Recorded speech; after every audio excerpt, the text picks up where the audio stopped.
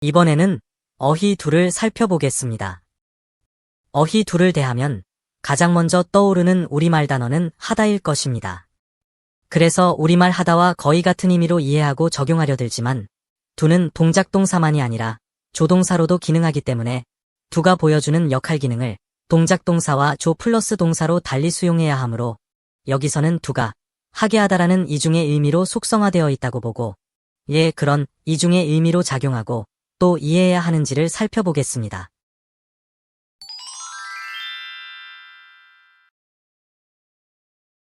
동사이면서 오그질러리인 조동사로도 작용하는 두는 모든 일반 동사를 대신해주는 대동사로 작용하며 우리말 하다에 해당하는 대용어로의 역할 기능을 보여줍니다. 예문 1에서는 하다라는 우리말을 적용해도 의미 전달에 있어서 무리가 없지만 예문 2에 하다라는 의미를 적용해보면 어떤 이자라도 할 것이다 같은 해석이 되어 괜찮다로 의역된 해석과는 다르게 됩니다. 예문 3과 4에서 두 동사는 각각 4형식 수여구문, 5형식 부여구문을 이루는 동작을 했지만 예문 5의 경우는 이른바 사역구문이므로 모든 문장 형식을 취할 만큼 두의 활용 범위는 크고 다양합니다. 그리고 예문 6과 7은 조동사로 쓰인 경우입니다. 예문 7의 디드가 강조를 위한 삽입으로 분석되는 것에 비춰보면 예문 6에서의 디드는 부정을 위한 삽입이 되어야 합니다. 낫의 유무로 부정과 강조가 결정되게 하는 두의 역할 개념이 있을 것이므로 두가 쓰인 구문들을 살펴보면서 각각의 역할 기능과 그에 따른 작용 개념을 도출해 보겠습니다. 동사 두는 우리말 하다로 받아들이면 대부분의 구문에서 통용되고 또 영어 두와 우리말 하다가 해보이는 역할 기능과 의미는 상당한 유사함도 보입니다. 본문 1에서의 두는 조동사 뒤에 위치해 원형 동사로 선택되어 동작 형태만을 전하는 역할 기능을 보여주는데 이문사인 what을 두의 대상, 이른바 목적어가 되게 하는 평서문으로 바꾸어 보면 예시문 1에서의 두 플러스 what은 무엇을 하다가 됩니다. 그런데 우리말 동사인 하다 역시도 어떤 명사나 부사, 형용사 어간에 붙어서 운동 플러스 하다, 잘 플러스 하다, 착 플러스 하다와 같이 서로 다른 동작으로 인지하게끔 하는 대용어 역할을 하는데 하다 동사 자체로는 특정의 동작을 하지 않고 대상의 동작화에만 관여함을 볼 수 있습니다. 그러면 두가 드러내는 하다는 어떻게 작용하는 것일까요? 예문 2와 3 표현에서 주어 시의 동작은 와싱에 있고 공통이지만 이즈와 다즈에 의해 의미가 달라져 서로는 하는 중이다와 한다라는 의미 차이가 납니다. 그렇다면 이즈와 다즈가 통사적으로 같은 위치에서 같은 역할 기능적 서술을 수행하고 있다고 보면 이즈가 주어 유형이었더함을 나타내므로 다즈 역시 동작의 어찌함으로 주어의 동작 행태를 서술하는 것이어야 합니다.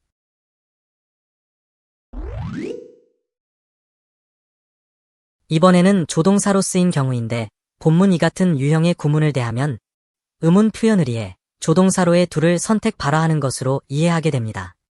그렇다면 뒤따르는 응답 구문에서의 두는 무엇일까요? 비교를 위해 나열해본 1, 2, 3 구문들은 모두 통사적 위치가 같은데요. 예문 1의 캔 조동사와 대응되는 위치에 예문 2는 두, 예문 3은 아가 있으므로 본문 2에서의 두는 캔과 같은 기능을 하는 조동사로 쓰였음이 분명합니다. 그리고 조동사는 화자의 견해를 드러내주는 역할 기능을 하므로 질문에 대한 답변의 두 역시 응답자의 견해 표현으로 작용할 것입니다.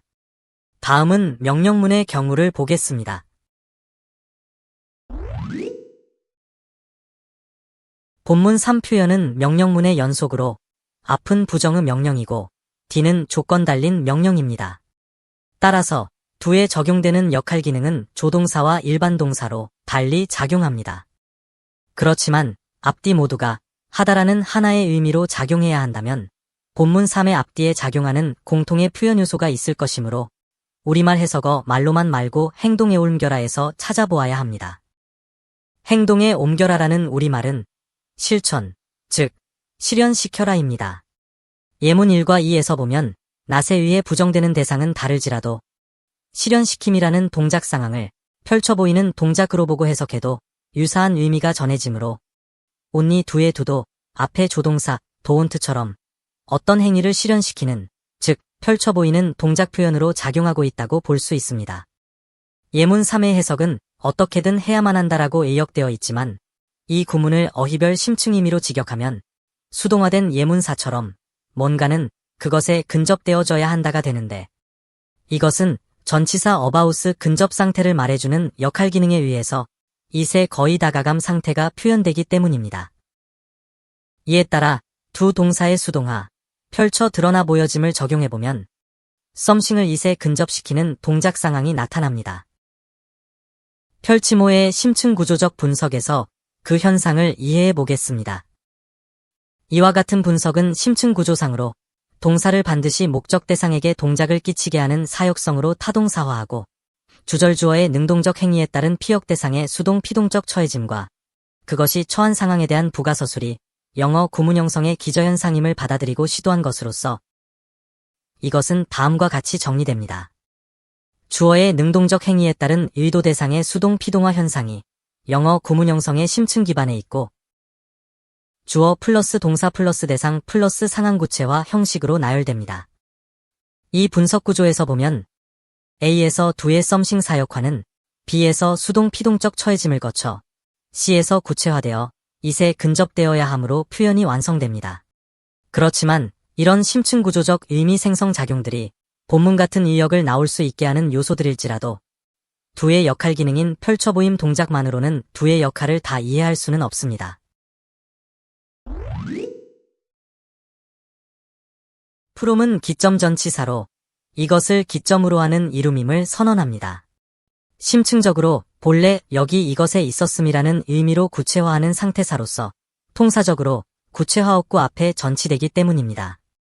프롬의 기점을 적용해보면 펼침 1에서는 히의 동작 다지가 원래 영어로 쓰였던 어북의 내용을 한국어로 번역해서 드러나게 펼쳐 보이는 동작을 한 것이 되는데 영어로 쓰인 책을 한국어로 드러나게 하는 펼쳐 보임됨을 말한 것이면 두는 실현시킴과 그것을 제시해주는 역할 기능적 특성을 가지고 있는 셈입니다. 이와 같은 특성은 다음의 구문에서도 느낄 수 있습니다. 예문 2에 대한 우리말 해석이 하루에 5마일만 나아갔다이고 올바른 번역이면 디드가 5마일을 목적어로 선택했을 때는 실현시켜서 그 결과를 볼 수 있게 한 실현 제시의 의미역이 두에 있기 때문에 그럴 수 있었을 것으로 추정해 볼 수 있습니다. 그래야만 5마일을 나아감의 대상 수치로 적용할 수 있기 때문입니다. 예문 3은 어휘나열 형태에 따르면 주어서 받게 되는 간접 목적어와 직접 목적어가 있는 사형식의 수여 구문으로 분석됩니다. 그런데 수여의 의미에 따르면 주고받는 동작 형태를 두가 해보인 셈이지만 이 수여 현상은 두 자체의 수여의 속성이 있기 때문이 아니라 심층적으로 수동화된 미와 그 수동 상태를 구체화하기 위해 선택된 직접 목적어 어페이버의 주고받음 관계로 인해 그렇게 인지될 뿐입니다. 그렇다면 호의가 베풀어지고 그것을 받는 당함의 수혜 대상이 있으므로 두가 수여적이게 되는 것은 펼침의 드러냄을 볼 수 있게 해주는 사역의 동작 속성이 그것을 가능하게 했기 때문으로 볼 수 있습니다. 이 사역 동작 속성을 예문사에 적용해 보겠습니다. 예문사는 하다라는 우리말 의미를 적용했다면 수용할 수 없는 해석이지만 펼침 드러냄을 보게 하다라는 심층 사역을 한 것으로 보면 도시의 이모저모를 구경했다는 것이 가능해집니다. 그래도 무엇이 드러나는가 라는 문제가 남는데요. 예문 5 표현을 속도 위반으로 걸렸다라는 우리말 해석에 따라 분석하면 전치사퍼는 아이브 빈단된 것에 대한 근거 부가를 한 것이므로 그래서 스피딩 때문이라고 하는 해명 구절을 이끌게 되는 의미 지정으로 작용합니다. 그러면 속도 위반으로 걸렸다 중에서 속도는 스피딩으로 표현되었으므로 남은 부분은 위반으로 걸렸다라는 우리말 해석의 출처를 찾아야 합니다. 앞에서 펼침 드러냄을 두의 작용 개념으로 도출했었는데 예문 5 표현에서는 무엇이 두에 의한 펼침 드러냄의 대상인가요? 먼저 수동화된 6구문을 능동화해보면 예문 7처럼 되는데 주절의 능동적 행위에 따라 종속절의 수동화 현상이 있게 되므로 펼침 7의 분석 구조에 따르면 수동화된 B가 화자가 표현하고자 하는 1차 정보가 되어 표층으로 드러난 것이 예문 6입니다. 그런데 두 동작으로 표현된 더 펄리스의 적발행위, 즉 드러냄은 무엇일까요? D에서 포스피딩으로 해명했으므로 속도 위반에 대한 적발이 분명하다면 두에 의해 드러난 펼침 드러냄 동작은 경찰의 적발행위일 것입니다. 위반이 저질러질 때는 위반 사항으로 드러나지는 않습니다. 그것이 경찰의 적발행위에 의해 비로소 드러나게 되는데 이렇게 드러내는 행위가 해당자인 미에게 가한 경찰의 행위이고 보면 두는 펼침의 결과를 노출시키는 적발, 즉 실현 제시를 하는 것이 됩니다. 또 다른 구문을 보면서 표현 6에서 드러낸 위반 사실과 같은 드러나게 되는 내용물의 형태를 알아보겠습니다.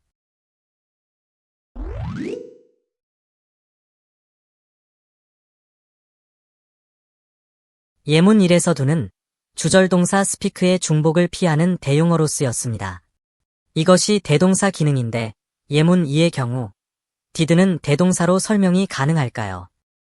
만약 가능하다면 주절동사 wanted의 대동사인지 아니면 speak의 대동사인지가 확인되어야 합니다. he did가 동사만을 대신한다면 want와 speak 중 어느 하나여야만 합니다. 펼침 3에서 and 이하의 did가 wanted의 대동사로 작용했으면 예시 4처럼 지정해서 he did it로 대용했을 것이고 and 이하의 did가 speak의 대동사로 작용했으면 예시 5처럼 지정동사를 바꾸어 he did it로 대용했을 것입니다. did가 예시 4처럼 wanted에 작용하는 대동사이면 want equal did이어야 하고 예시 5처럼 speak의 대동사라면 to speak equal did가 되어야만 하는데 그렇지만 펼침 3에서의 과거적 해석인 원하는 바를 했다를 받아들이고 보면 he did equal he spoke Japanese라는 행해진 표현임이 분명하므로 did는 동사 speak가 아니라 시도될 동사구를 시행했으므로 말한 것이 됩니다. 이런 현상은 두가 동사만을 대신한다는 대동사라는 기능으로는 설명될 수 없으며 대신하는 요소가 있다면 그것은 동사구 모두를 대신하는 대용어로 봐야 합니다. 그런데 3에서의 did는 wanted himself to speak Japanese 모두를 대용하지는 못하는데 이것 또한 두의 특성과 무관할 수 없습니다. 문장 전체에서 보면 wanted는 말하는 시점에서의 바램인 마음의 상태로서 이미 드러낸 과거형 동작이지만 to speak는 특정의 시제가 아닌 해당 시점형 시도 동작인 투부정사이므로 말을 할 것이거나 말을 했을 것으로 적용시켜야 합니다. 화자는 먼저 바램을 말하고서 그 바램이 어떤 동작인지를 말했습니다. 그리고 아직 드러내지 않은 동작 형태를 did라는 대용사로 말해 and 접속어로 연결했는데 만약 did가 wanted 이하를 대용하고 있다면 and로 접속된 예문 2에서는 wanted and did가 되므로 원했고 그리고 그는 원했다라는 식의 중복 표현이 되어 의미상 비문이 됩니다. 왜냐하면 and 접속사의 사용에서는 순차성이 적용되어 앞뒤 사건이 중복될 수가 없고 또 시간의 흐름상으로 역순되지도 않는 순차적 표현이 되기 때문입니다. 그러므로 did는 to speak 이하를 대신하는 것이 분명하고 did의 역할 기능이 아직 드러내지 않은 대상을 실현시켜 보게 한다는 화자의 견해 삽입임을 말해준다고 할 수 있습니다.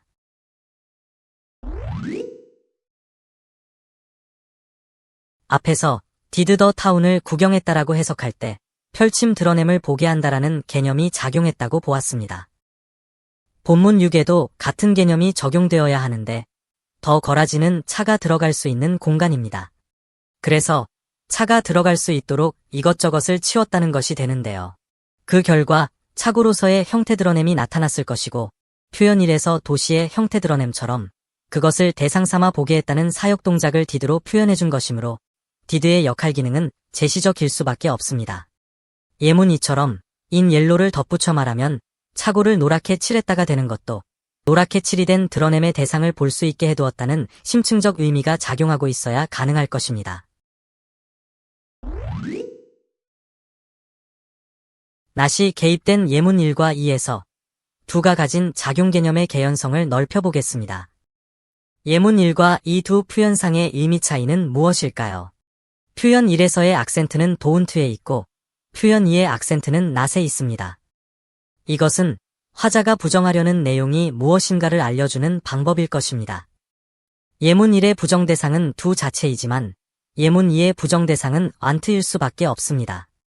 not은 뒤따라 나타나는 어휘를 부정할 뿐이라서 앞선 어휘는 영향을 주지 않습니다. 그래서 두 자체를 부정하려면 don't 같은 축약이 필요해집니다. 그렇다면 의미적으로는 어떤 차이가 있을까요? 두 구문 모두에서 want는 원형으로 쓰였습니다.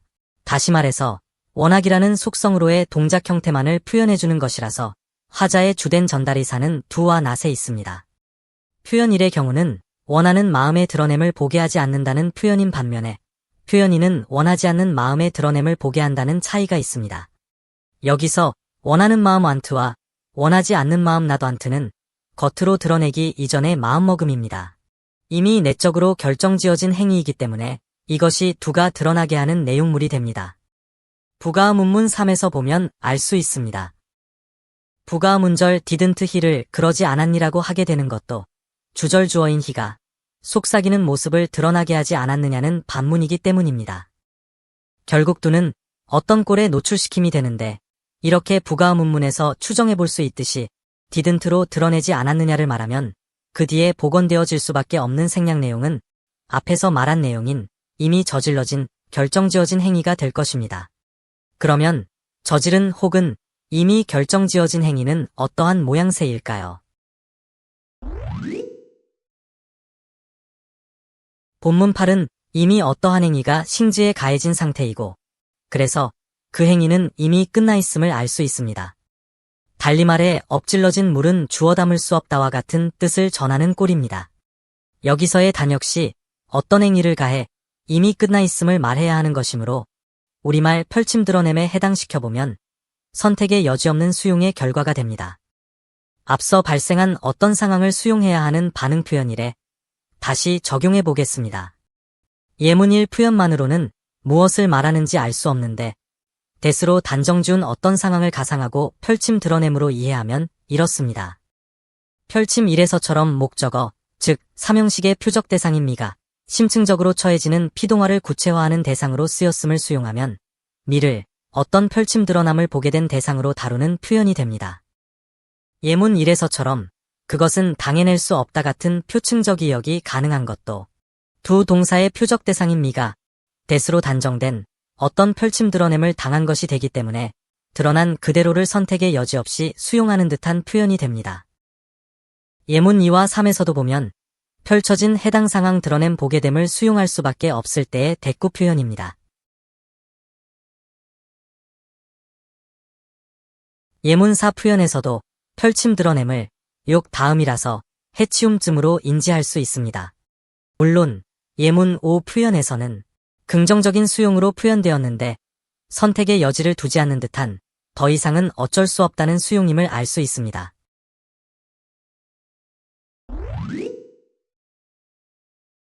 본문 9는 오형식 부여 구문입니다.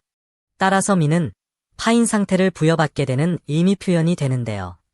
주절의 동사 do가 미를 상대로 펼침 드러냄을 보게 할 것이라고 말한 것이면 심층 종속절에서의 의미는 펼침 1과 같아야 합니다.